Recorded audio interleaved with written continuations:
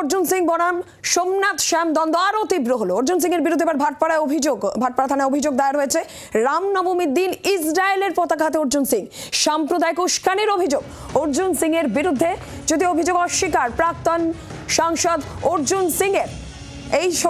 সেই ছবি যেটা নিয়ে বিতর্ক, ইসরায়েলের পতাকা হাতে অর্জুন সিং এবং তার বিরুদ্ধে সাম্প্রদায়িক উস্কানির অভিযোগ। বরুণ সেনগুপ্ত রয়েছেন টেলিফোন লাইনে, আরো বিস্তারিতভাবে জানাবেন। বরুণ, ঠিক কি জানা যাচ্ছে, কি অভিযোগ?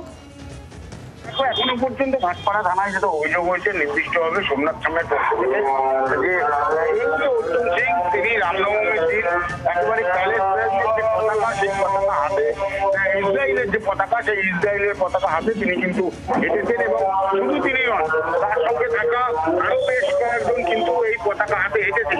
এই মর্মে কিন্তু ভাটপাড়া থানায় অভিযোগ দায়ের করেছেন সোমনাথ শ্যাম, প্রিয়াঙ্কু পান্ডে এবং অর্জুন সিং এর নামে নির্দিষ্টভাবে অভিযোগ দায়ের করা হয়েছে এবং সেখানে বলা হয়েছে যে দাঙ্গা লাগানো বা উস্কানিমূলক কাজকর্মের জন্যই তিনি কিন্তু এই বিদেশি পতাকা নিয়ে তিনি কিন্তু হেঁটেছিলেন।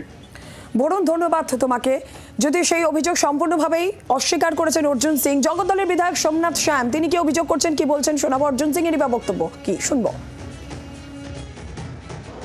এইখানকার প্রাক্তন সাংসদ অর্জুন সিং, যিনি সবসময় একটা বিশৃঙ্খলা তৈরির চেষ্টা করেছে ব্যারাকপুর শিল্পাঞ্চলে, তাকে দেখা গেছে তার হাতে একটু অন্য দেশের পতাকা নিয়ে তিনি ঘুরছেন। তিনি কি মনে করতে চাইছেন এই পতাকাটা দেখে? এটা মানে হলো আজকে তিনি ইসরায়েলের পতাকা দেখাচ্ছেন, কালকে অন্য দেশের পতাকা দেখাবেন।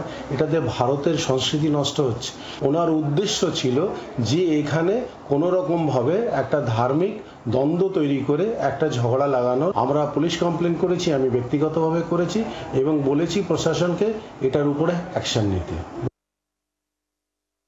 প্রাক্তন সাংসদ ইসরায়েলে ঝান্ডা নিতে পারবো না কেন? ইসরায়েল আর ফিলিস্তিনের যুদ্ধের মধ্যে ভারতবর্ষের মুসলমানদের কষ্ট হয়ে ইসরায়েলে ফিলিস্তিনে ঝান্ডা নিয়ে তারা রাস্তায় নেমে যায়। ইসরায়েলিরা হিন্দুদেরকে সমর্থন করে। বার্তা এটাই দেওয়া হলো কি হিন্দুদের সনাতনীদের উপরে আঙুল দিও না, নালে ভারতবর্ষের সনাতনী তো আছেই, যে তোমাদের সব থেকে বড় দুশ্মন, যে তোমাদেরকে ঠান্ডা করে রেখেছে, সেও আমাদের বন্ধু আছে। বাংলার আওয়াজ, বাঙালির আবেগ, জি 24 ঘন্টা।